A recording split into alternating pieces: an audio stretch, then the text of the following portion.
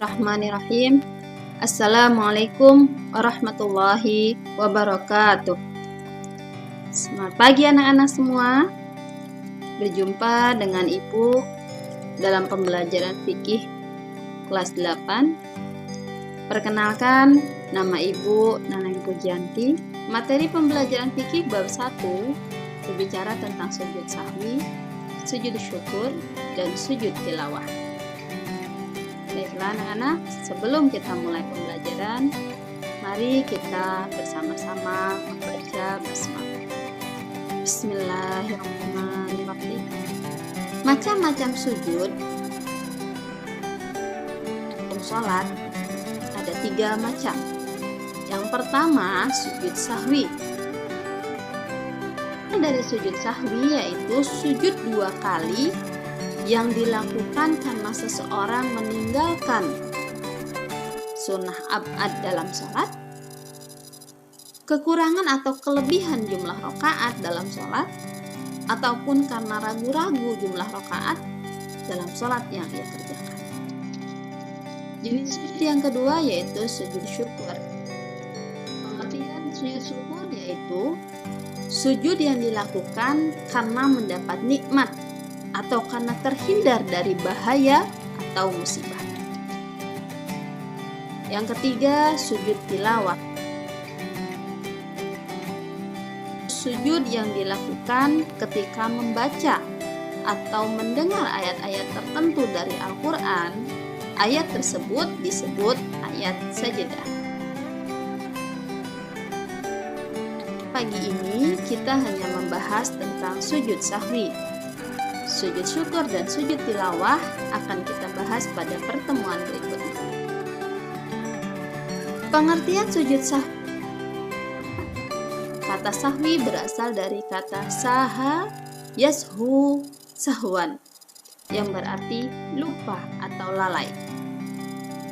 Pengertian sujud sahwi secara istilah adalah sujud 2 kali yang dilakukan karena seseorang meninggalkan sunnah ab'ad, kekurangan atau kelebihan jumlah rakaat, ataupun karena ragu-ragu jumlah rakaat dalam sholat yang dikerjakan.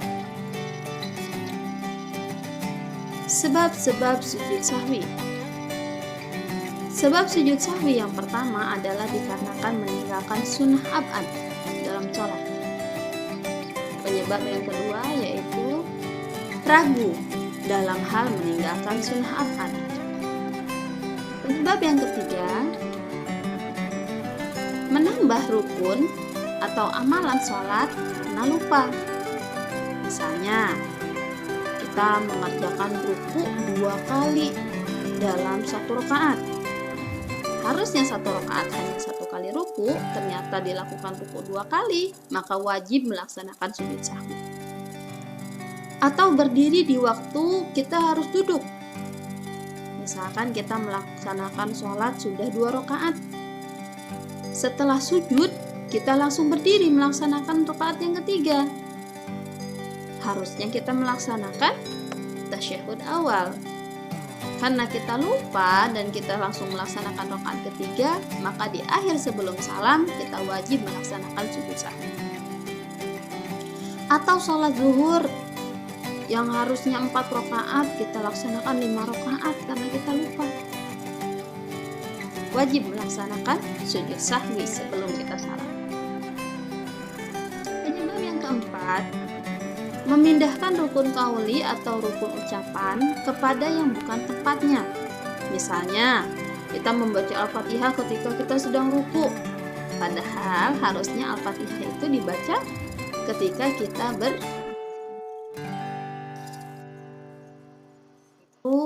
ragu jumlah rakaat. Misalkan kita sholat zuhur 4 rakaat, di rakaat yang terakhir kita ragu, sudah 4 atau masih 3 rakaat. Maka yang ditetapkan adalah yang lebih sedikit. Kita yakinkan bahwa itu rakaat yang ketiga. Lalu tambah 1 rakaat lagi, dan sebelum salam kita wajib melaksanakan sujud sahwi. Baiklah, untuk memahami tentang sunnah ab'ad dalam sholat, yang menyebabkan kita wajib melaksanakan sujud sahwi jika tidak melaksanakan sunnah ini, menurut Syekh Salim bin Sumair Al-Khadrami dalam kitab Safinatul Najah Sunnah Ab'ad, yang awal untuk tasyahud awal, selawat pada tasyahud awal. Jika kita tidak melaksanakan tasyahudnya, kita tidak duduk, kita tidak membaca sholawat pada tasyahud awal, maka kita wajib melaksanakan sujud sholawat pada tasyahud akhir, termasuk yaitu kunut. Dalam mazhab Imam Syafi'i, bagi umatnya yang tidak melaksanakan kunut di waktu melaksanakan sholat subuh, maka disunahkan melaksanakan sujud sahwi sebelum dia salam. Yang keenam yaitu membaca salam pada Nabi pada bacaan kunut. Ketujuh, membaca sholawat kepada keluarga Nabi pada kunut. Itulah sunnah-sunnah ab'ad dalam sholat yang jika kita tinggalkan, maka kita wajib melaksanakan sujud sahwi. Sujud sahwi. Waktu melaksanakan sujud sahwi itu ada dua waktu.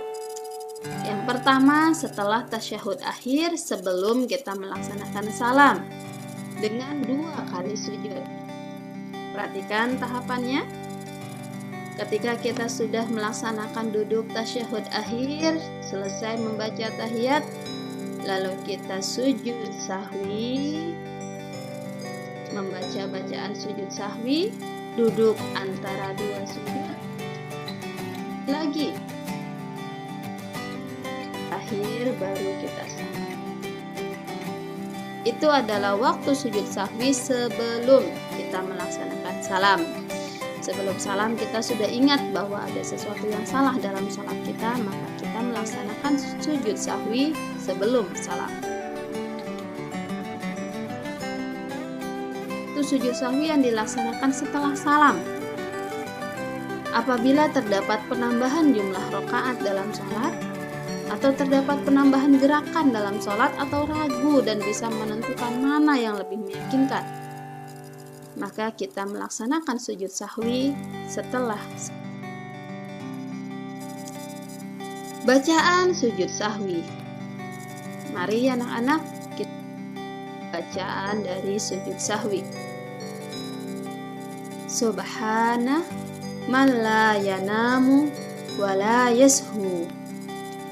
Maha suci zat yang tidak mungkin tidur dan lupa. Itulah bacaan sujud sahwi menurut mazhab Imam Syafi'i. Hikmah. Yang pertama adalah menjauhkan diri kita dari sikap sombong dan takabur. Kedua, menumbuhkan sikap rendah diri di hadapan Allah Subhanahu wa Ta'ala.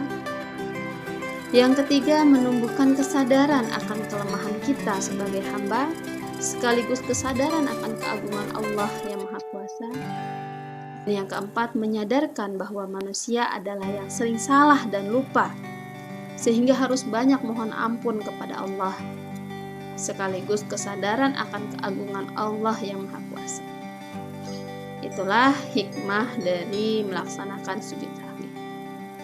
Baiklah anak-anak, mulai sekarang setelah kalian tahu tentang materi ini, marilah ketika kalian merasa ragu, ketika kalian merasa sesuatu ada yang tertinggal dalam sholat kalian, maka laksanakanlah sujud sahwi pada waktu sebelum salam ataupun sesudah salam.